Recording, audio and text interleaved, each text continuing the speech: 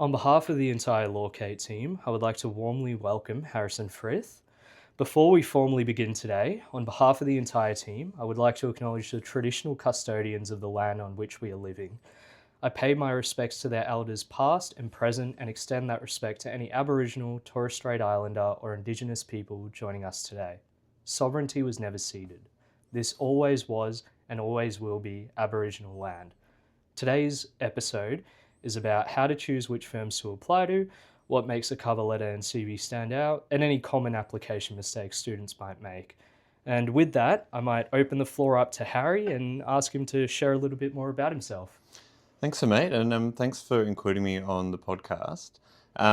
So I'm a senior associate at Corrs Chambers Westgarth. I'm in the projects disputes team, so I often work on quite complex infrastructure and building projects. And when they go awry, and I guess through that process, many years ago, I went through the clerkship applications and went through 3 different firms, and very happy to talk about my experiences with that and provide some advice reflecting on that experience now, given the kind of trajectory and I've had over the years. Yeah, for sure. Thank you. And I think that naturally opens itself up to a few questions about your experience at each firm, what made you choose Corrs today. But we'll start off with just choosing a pathway generally. So you undertook a double degree of engineering and law as an undergrad at Monash, and now you're working in the projects dispute team at Corrs, which sits right at the intersection of your academic studies. Was this a pathway you concocted from the beginning and always envisioned, or has your journey only made sense looking backwards? I think I was quite deliberate and intentional about where I wanted to explore in terms of my career opportunities and the different pathways that an engineering and law degree might lead to. I genuinely, when I started that combination, I thought I didn't know whether I wanted to be an engineer or a lawyer. Right. And then I guess over my time throughout university, explored what each career might look like, but ultimately kind of found a passion for the law, but still quite a strong interest in the building and construction sector. And so construction law was a natural overlap between the two. But I think through that process, what's really important throughout university and then leading up to clerkships is I spent a lot of time thinking about what different areas of law might look like as a career, and not just completely focused on commercial law. And that I think, I guess, strengthened my focus towards a career in commercial law. And I think now I have the benefit of having those technical skills from my engineering degree, and having some of that knowledge in terms of how projects are actually delivered, which I think then assists the legal work that I do. And so in a sense it was quite planned and deliberate, but I think you've got to keep quite an open mind about where your career might go. And depending on whether you have an engineering degree or a commerce or an arts degree, you never know how you might be able to use those degrees to get you where you want to go. Yeah, absolutely. Thanks for that, Harry. So to a degree, it was concocted from the beginning, but to an extent, you also kept an open mind throughout, not knowing if you wanted to go down the engineering route or the law route. But put a hypothetical person in your position when you were just starting out. What would you tell them to deliberately build towards to keep their options open? And to what extent would you just say, play things by ear? I think my advice would be for anyone working towards clerkships or thinking that might be a career in the future, or commercial law might be a career in the future, is to really try and think about every 6 months or every year to try something new. And then by the end of your time throughout university, you will then have a collection of really interesting experiences that you can speak to in an application or in an interview if commercial law is the thing you decide you want to do. So I certainly tried to, as I went through university, look at other areas of law. So I spent some time doing a criminal law internship or in government, or I worked for CPB contractors as an undergrad engineer. So I tried to have a lot of different experiences, not necessarily just a commercial law type experience. And so working as a paralegal is a great opportunity, but it's not the be all and end all, and it can actually be quite beneficial for your application if you do decide to go down the commercial law path, to have a lot of different types of experiences to draw on. How so? I think it's worthwhile looking at, you can apply to, I think you just got to look at it quite broadly and creatively. So you might be able to apply for research roles with barristers, for instance, if you're trying to get legal experience that way. You can look at boutique firms and get an opportunity that way. It doesn't necessarily have to be a top tier firm, paralegal role for your application. You can get legal experience in lots of different ways. I'd strongly encourage people to compete in competitions at university. But then also it is, particularly in terms of your application for a clerkship, I look at, what kind of non-legal experience people have had, or whether they've had experience, if they've done a commerce degree in a finance space, and all those types of experiences will build your application and who you are as a person. So it is worthwhile trying to speak to people who've gone through the process to look at what's out there, but don't be too closed-minded about setting yourself up for just being a commercial law gun by the end. You can be a well-rounded person who's had a range of different experiences. Sure. And then going back to other students who might feel a step behind because they don't really have their journey mapped out the whole way. You're saying aim broad, but how broad should they aim to feel out where they want to go? I guess there's probably 2 points in response to your question. I think one thing to recognise is that the law firm application process is competitive. There are lots of people who apply, and you've got to find a way to stand out. Now, to stand out, you've got to have had some kind of legal experience, because I think if in some way, shape or form, but you've also got to try and you've got to have experiences which can maybe make you a little bit more unique to the next applicant. So I think there's one aspect is building that, and that means maybe taking some risks in having some experiences that maybe other people might not choose to do. I guess on the flip side is you do just want to keep your options open in terms of whether you want to take, the commercial law path isn't for you. But I think you do need to be quite intentional and deliberate from the get-go, thinking if that is the possible future, to be taking steps as early as you possibly can to be prepared for that, just because of how competitive the process is. So I think you need to be thinking broadly, but you need to have that kind of background plan that if that's where you want to end up, that's what you are working towards. Yeah, brilliant. Thanks for that. That's a very comprehensive answer and gives students a lot of guidance. Before turning to more questions about the clerkship application process, I just have to ask you a question that's on my mind. Harry, you did engineering and law, both not easy degrees, and then you decided to do another degree at Cambridge. Why? So I guess a bit of background to that is engineering and law took me 7 years. I never thought I would do another exam again. And then after a few years of working at Corrs, I came to the view that I would like to do a master's. And if I was going to do a master's, I'd love to do it overseas. Very fortunately, Corrs has an international studies scholarship program, which supports one lawyer every year to study their master's at Oxford or Cambridge. And so I took up that opportunity and went to the UK over 2024 to 2025. And I have to say, it was like an unbelievably fantastic opportunity. It was one of the most enjoyable years of my life, and I couldn't recommend that experience more to people. But I think it is important to think quite broadly about your career and where it might lead you and what opportunities are on offer. And I think further study plays a role in that. And so for anyone who is considering that, I think you should certainly look into it. Yeah, brilliant. No, certainly will. Now let's turn to a little bit more about the clerkship application process. For someone who's never been through that, walk them through what the process legitimately looks like. When should a student start preparing? How many firms should a typical student apply for? And what are the consequences on missing the process? The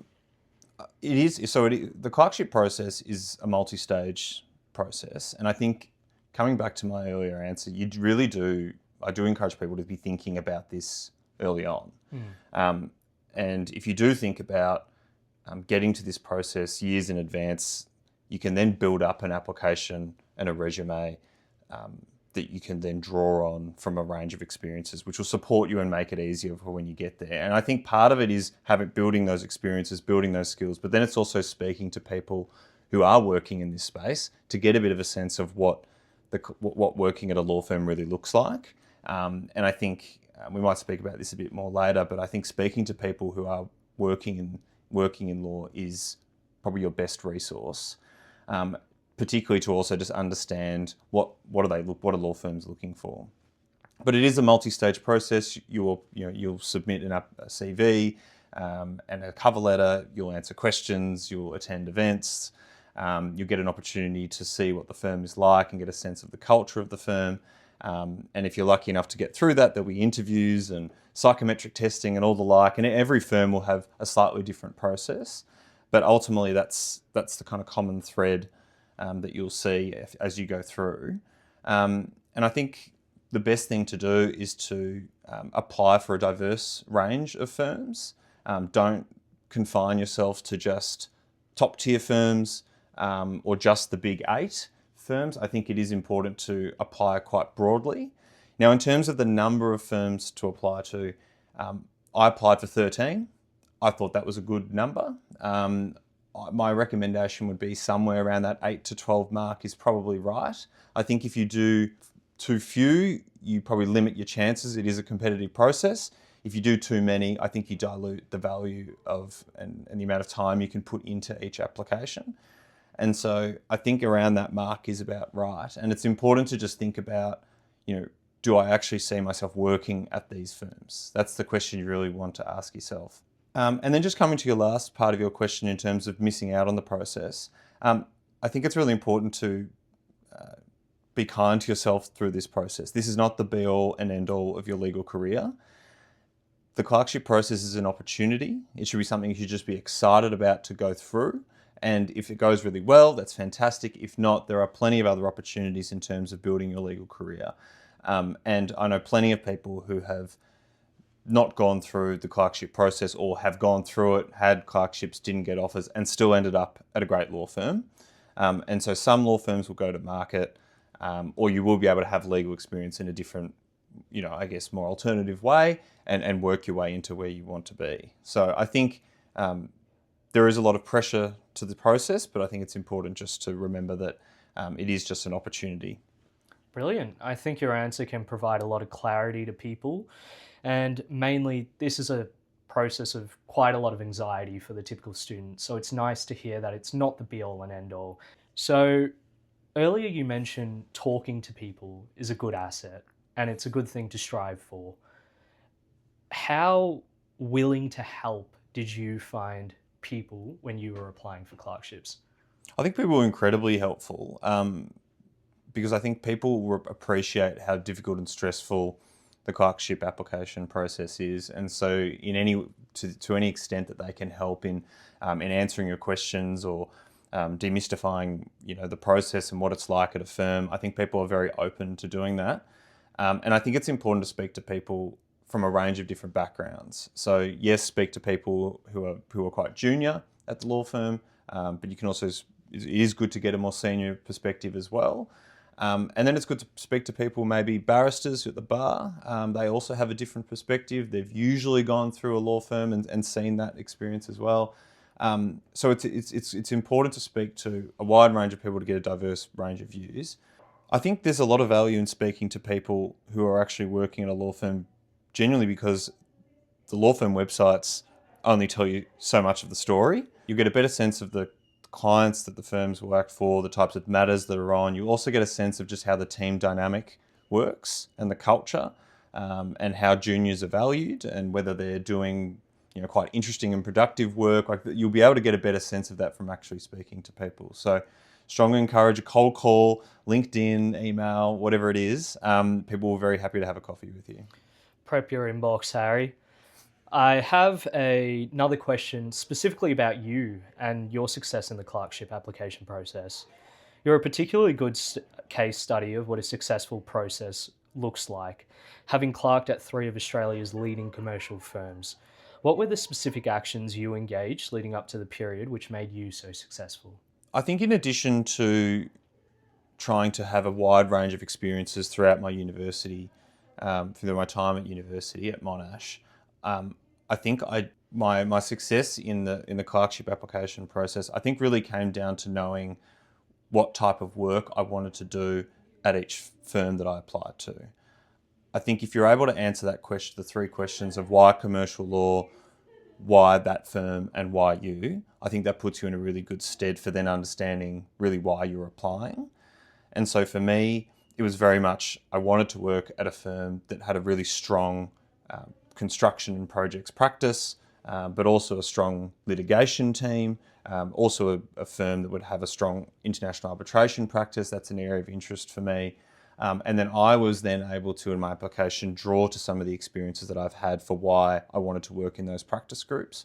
And so I think if you're able to draw a real personal, unique connection in your applications to working in particular areas and being at that particular firm, I think that's what makes an application stand out, and that's what I think helped me going through. But also, I think I also tried to just showcase the things that I'd done in my life that weren't all just commercial law related, and it then I'm able to paint, I guess, a more holistic picture of who I am. Law firms are looking for people who are high performing, who are organised, who can communicate well, who've done well at university, all of those things. But also, they just want people that are team players, who are leaders, who they would love to sit next to in the office and get a deal over the line, or get evidence filed on time, or win the hearing, whatever that you're fighting in. And so there are lots of those aspects that to an application you can showcase those things, I guess, in different ways. Right. And you mentioned drawing upon experience holistically, not just legal experience. What were the other aspects of your life you were able to draw upon which demonstrated those qualities? I think for me, some of my work experience in terms of everything from being, a tutor to working at Bunnings to being a basketball referee, like all of those jobs, at different points in my life helped me, I guess, develop certain skills or, certain resilience or that, you can transfer to being a lawyer. And so anyone who's worked in hospitality or retail or whatever it might be can draw upon certain, aspects of those experiences to build your application, and that they define who you are. And so I think it is important to think when you are putting these clerkship applications together to reflect quite closely on what your experiences have been to date and how you can then use them, to best showcase the skill set and the experiences that you've had. Another aspect of, I guess, my experience that I think is worthwhile trying to showcase is any volunteering experiences you've had as well. And that doesn't necessarily have to be in a legal capacity. I did do a little bit of volunteering at a community legal centre, but I did some work for Engineers Without Borders, and other kind of organisations that wouldn't be directly legal related. And so I think you can draw on a lot of those experiences as well, just to try to make yourself stand out. And I think ultimately maybe this comes back to my key takeaway with this is if you're writing an application and 80-90% of what you've written could be replicated by most other applicants, have a think about how you can redraft that and rewrite that. Ultimately, you need to try to tailor your application to the firm, but also make yourself stand out. And at the end of the day, you've had your own experiences. You've gone through all the successes and the failures and the challenges. It's about telling your story of how you've gotten to the clerkship application process. And if you can tell that story in a persuasive way and why your experiences have led you to have an interest in a particular area, that's the thing that firms want to see. Right. And you mentioned something key there, which I think a lot of people, including myself, get caught up in. It's successes and failures. It's easy to remember the successes, but it's very easy as well to forget your failures and leave them out. When it comes to the interview itself, how important is it to draw upon failures you've had in the past and how that shaped who you are as a person today? I think it's valuable. I think it shows you that you're someone who goes outside your comfort zone and is willing to be challenged and to make a mistake and to learn from it. Even in my day-to-day job now, there are I'm often working on types of matters which are really, really challenging, and sometimes you don't always get the right answer, and you need to seek support and advice from somebody. And that's what makes the job fun. If it was easy, you wouldn't want to do it. So I think no matter what, people will have had experiences, throughout university, particularly, where things have been difficult. Maybe you've had to move out of home and you've had to balance, study and work and living in that way. And, you can draw on that as part of your resilience and who you are today. And I think that those are things you can showcase in an interview really well. I think at the end of the day, in the actual application itself, it's best to showcase the best version of you. But I think in an interview, you have those opportunities to highlight how you've battled or struggled through something, and you've either developed in a certain way or you've learned X or Y. And I think those are things that you can draw on. Brilliant, thank you. And going back to your application itself, what did you believe mattered then when you were filling out your application? And retrospectively, being a senior associate now, what do you think actually matters? I think there are three things that I think when I was going through it mattered the most. I think one was making sure that it was tailored to a particular firm. Now, a lot of people say that. I think what that really means for me is identifying one or two, maybe three practice areas of the firm and explaining and telling your story of why you've had certain experiences, which has then created a curiosity or sparked an interest in that area. And I think your application will then be a little bit more tailored and unique if you've done that, because you will be able to then not only just say, I'm interested in commercial litigation or I'm interested in M&A. You can say, well, I've spoken to this person, or I've worked in this area, or I did this competition at university, and you can kind of draw on a few experiences, and then it can feel a little bit more personal. And so I think that leads to my second point, is that your application does need to be unique and personal to you. And you can do that even if you don't necessarily have an engineering double degree. You can be unique in many different ways, and there won't be anyone else that has had the exact same set of experiences, and that includes all of the kind of hobbies or social interests you might have as well. And I think finally, what really matters is just being really clear and consistent, and very simple in your application. At the end of the day, at this stage in my career, I now review CVs and do interviews. And one of the most impressive things is just your ability, is for someone's ability to write really clearly. And so each paragraph, one theme, each sentence, one idea, short sentences, make the points really clearly, showcase some interesting aspects of who you are. And I think that comes through really clearly instead of a highly dense application as well. So it is important to think when you're writing these applications, and I remember going through this at the time, was how can I convey some of the most interesting bits of me in the simplest, most efficient way. And you don't need to say every single thing about you in a cover letter.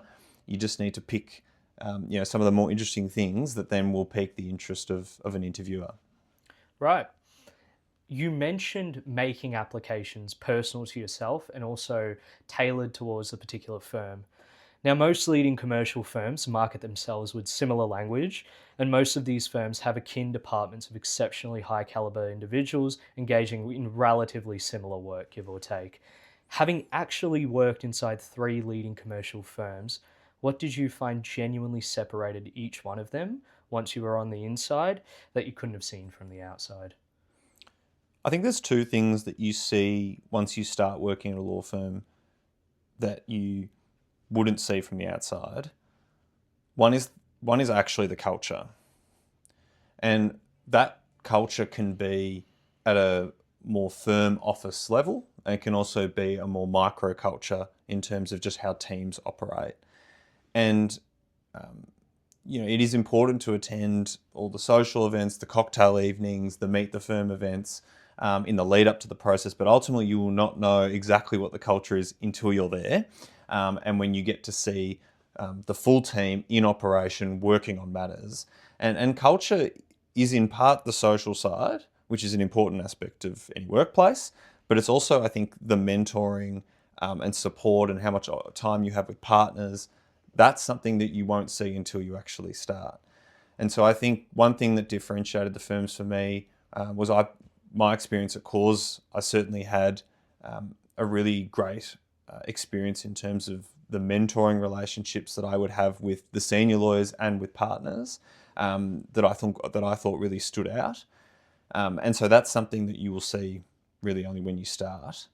The second aspect is also just the team dynamics, just how work flows. What kind of opportunities does a junior lawyer have to be involved in meetings? Do they have an opportunity to speak with clients directly? What kind of trust do senior lawyers put in junior lawyers? You will get to see that during a clerkship, and those are the kind of things you want to pick up on to determine where you might want to ultimately work. But I think ultimately, yes, a lot of the law firms, they will all have very fantastic practices in a wide range of areas, particularly the firms that are full service commercial. One thing that does differentiate the firms are the clients that they act for. And so for me, one of the most attractive aspects of Corrs projects was just the breadth of clients that we act for. And so it gives you, particularly in a really big team, it gives you opportunities to work on such a wide range of matters. And so I think that's something that can play into your decision making for where you want to apply. Right. So culture is a factor, but as you mentioned, you can't see culture from the outside. So from a student's lens, what are indicators that they can actually read that will help them reliably predict their fit at a firm? It is important to recognise the different structures that different law firms have. And so some are international law firms, some will be domestic and independent law firms. Some will be top tier, some will be mid tier, some will, might be more boutique, might be more specialist firms. So it's important to understand the different structures. And I think that is an important thing to understand as you're going through the process, particularly because it might lend weight to the types of clients that the firms might act for, but it also might tell you what kind of opportunities you might have as a junior in terms of international work or international study or secondments and the like. So I think that is an important starting point to just understand the different structural aspects of firms. But other resources, I think the people. If you speak to senior associates or junior lawyers or graduates, I think you get a really good sense of what the firm is like. You don't have to speak to a partner. Often a partner will have a certain perspective of the firm, but I think you want to be speaking to people who are on the ground, running the files, and getting a sense of how the teams actually operate and whether you would like to work with those people and do what they're doing. But obviously the Monash LSS always publish a clerkship guide, which is a really fantastic resource, and that gives you a bit of a sense of what is going on that year. And then I think it is important to speak to people also just not working in commercial law. So speak to people who've taken different legal pathways. They will have a different perspective on it. And at the end of the day, the commercial law world is sometimes a little bit of a bubble. And so it's good to just get perspectives from law adjacent areas to get a bit of a sense of where you might want to work. Sure. Thanks for that. So as we mentioned before, you clerked at 3 different firms. When you were inside the firms, how did you go about differentiating them? One thing that I tried to do was take notes as I was going through each clerkship, which I think is a very helpful thing to do. If you are lucky to have 3 clerkships, there's 2 over summer, 1 in winter, and by the time you get to offer day, it's important to have a bit of a record of what you enjoyed or what you didn't enjoy, and what you appreciated and what you found a little bit difficult at each of the firms. And so that definitely helped when I came to offer day to compare between firms who I would be very happy to be at any of the 3 now. And so I think it's important to, that's one important step. I think another is also to just continue to keep in touch with the people you did work with at each of those firms, just to get a bit of a sense of what's still going on at those in the team. And that'll give you a bit of an indication about whether the firm's still growing in a good direction, and then whether they're still getting really good work coming through the door. Right. And hypothetically, it does go well for the student listening to this, and now they're in the firms. How important is it, do you think, to genuinely bring yourself to the clerkship, your personality, who you are as a person outside of work, and your attitude, as opposed to trying to be someone which you think your peers would enjoy working with? it's a very easy answer to say bring your whole self to work, and I think it is true, because at the end of the day, it's your workplace. You're spending a lot of time with people, and you need to be yourself. And at the end of the day, firms are also looking for people who, yes, are high performers, yes, can do the work, but they also want people who are client facing, who can build relationships with people. And so you want to be able to bring your whole self to work. So then when you're in those, kind of business development type opportunities where you're with clients, which is part of the job, you want to be able to showcase yourself in the best light in that environment. And so I think it is important to bring your whole self to work, and I think that's what makes it an enjoyable place to be. Yeah, brilliant. And what are some things you can do once you're in the clerkship to stand out and be the best clerk possible? I think say yes to everything. I think be curious and engaged. It's not, the clerkship is not about who does the most legal work. You definitely want to give every task, your best go, and you want to be organised and communicate well and make sure you're delivering things on time. That's all really important in terms of the day-to-day. But I think it's also just about building relationships with people. You don't need to have 5 coffees a day with different lawyers from different teams, but make a really genuine effort to get to know people in your team and in other practice groups that you've got a genuine interest in, and embed yourself into the firm. And I think that's when you'll firstly get a sense of whether you really like to be there in the future. But it will also mean people remember you as a positive influence and someone who is there, who is engaged and willing to learn and ask questions. I think some of the most impressive clerks are the ones not working super late at all. It's the ones who are, when they're there, they're engaged, they've got questions, they're willing to have a go, they're happy to be part of, non-billable type contributions as well. All of that is what I think can describe a really fantastic, outstanding applicant. Right. So get to know the firm, get to know the people at the firm, but also let the firm know you. And through doing so, demonstrate your willingness to learn. But all of this is contingent on a successful clerkship application process. When a student's actually in the process, I think they can sometimes feel a bit of a contradiction that maybe you also felt when you were in that process. They're told to be authentic by their peers, but also told to be strategic with their words by those outside of the process. Where is the line between a cover letter that is genuine and pulls you in and one that is too blatantly well engineered to please a recruiter and lacks a bit of authenticity?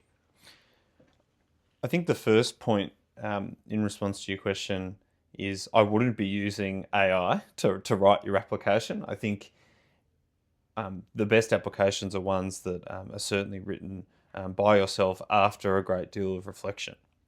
And so I think think back through your time at university, particularly. I don't think people necessarily need to turn to their time at high school or before then in terms of their experiences, but really deeply reflect on your time at university and think about how have you developed your leadership skills, your teamwork skills, your attention to detail, and I think if you group your experiences by different skills, I think then that gives you a good base to then draw upon for an application, because you will then have experiences that other people won't have had. I think at the end of the day, there is some part of it that will be that you need to try to tick certain boxes in an application. You need to demonstrate that you understand, the firm that you're applying to. So there are some of those kind of fundamental aspects of your application you should satisfy. But ultimately, it's trying to just tell your story. So tell your story about what types of experiences you've had, up until this point where you're now applying for clerkships, and what's drawn you to this process and to this type of a career. Right. And can we talk about common mistakes that students might make in their applications? What are some of those mistakes that students might be making and they don't even realize it? One obvious one is don't make any typographical, spelling, grammar errors. But in addition to that, look, there aren't any hard or fast rules.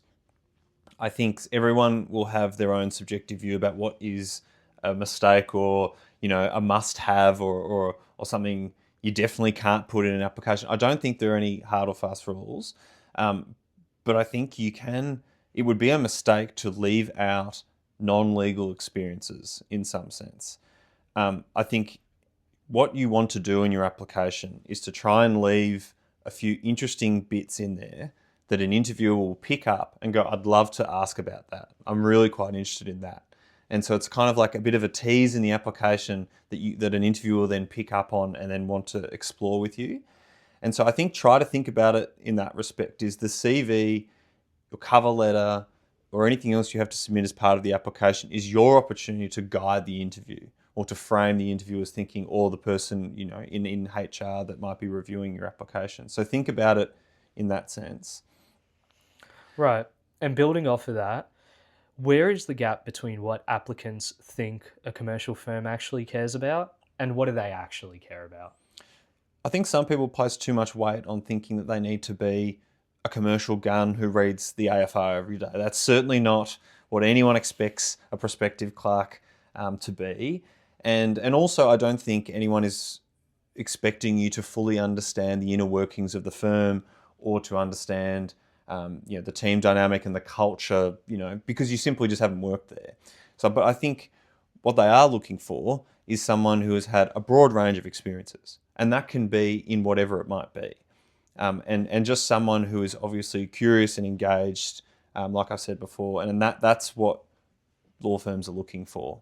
It doesn't necessarily, grades matter, but it's not the be all and end all. That's just to demonstrate that you've got a work ethic and you're organised and you're committed to your studies and you're committed to the law. But that's not you. So your grades aren't you. It's everything else that you do, in your day to day and the kind of experiences you've had and how you put yourself outside your comfort zone.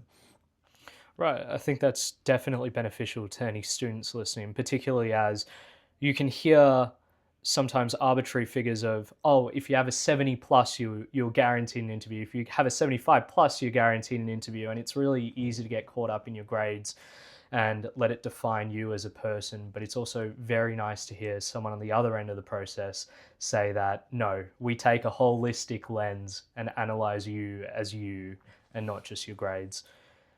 Yeah, certainly. I don't think grades are a part of it. It demonstrates how you've committed to your studies, but it's not you as a person. And so don't worry about what number you might have and what someone else says as a minimum or a cutoff or something like that. When we look at applications, it's just part of many factors that we'll take into account, and that will include for instance, someone who has worked a number of jobs and has had to live out of home. Maybe it is a little bit harder to maintain a HD WAM, and that's okay. But you've also had a whole lot of other experiences that maybe other people haven't. And so what the best thing to do is when you're thinking about applying is what do I want to showcase about me? What kind of experiences have I had that might be a little bit different to the next person, my collection of experiences? And what have I taken from those that I would like to pitch? And that kind of like thinking about it as, a bit of a business case in a sense, about all your different experiences is the way you should look at it. Right. Now, we've spoken a lot about your experience clerking and your experience leading up to the clerkship process, but what are some of the things beyond clerkships, legal work experience that you've done in your life that you feel have shaped where you are today? There's probably a few examples to answer that question. I think one was like the Vismoot was a fantastic experience during university. That definitely inspired me to work in kind of the international commercial law space and have an appreciation for that type of work. I think also my time at CPB Contractors was a really enlightening experience in terms of how major projects are delivered. So I worked on Melbourne Metro Tunnel for multiple years. And now I get the fortunate opportunity of actually working with some of those project managers, but now on the legal side. And then I think also my associateship at the Victorian Supreme Court with Justice Steins was a fabulous experience to give me a bit of a opportunity to see the inner workings of the court. And I strongly encourage people to apply for associateships. You get a fantastic mentor for the rest of your life, and you also get to really closely learn about civil procedure, see fantastic advocacy from barristers, and understand how cases are decided. And so I think that's all invaluable experience. And I think that has all defined me to where I am now. And so I think when you're going through university and you're thinking about clerkships and you're thinking about where you might want to work, keep an open mind, have a 5-year plan, have a 10-year plan, have these kind of short and long-term, medium and long-term goals about what kind of things am I thinking about trying to do. There is no defined pathway. It's all very nice to go through the process and for it to work, and that's great. But for a lot of people, it doesn't work that way. But they still end up working in the profession, and some of them, I've got friends who have still ended up at top tier law firms, but didn't necessarily go through this process. And it's just because you've just got to find an alternative way. And it exists, and it might just mean, taking a little bit more initiative to do A, B, or C, or getting experience in a different space, and then using that to transfer across. So at the end of the day, if you are passionate about an area of law, you can end up working in it. It's the clerkships is not going to be your barrier to that. Right. So Harry, speaking a little bit off the pod, I know that you like playing basketball. My question to you is that in this period, it's very easy for a student to attach their worth to the clerkship, to their grades, to however they believe that they are performing within the law. But how important is it for you as a person, and also the long-term health of your career, to balance your outside of uni commitments, whether that's family life, extracurricular activities, or just hobbies? I think it's critical. The law is not an easy profession, and it's one where there is a lot of burnout.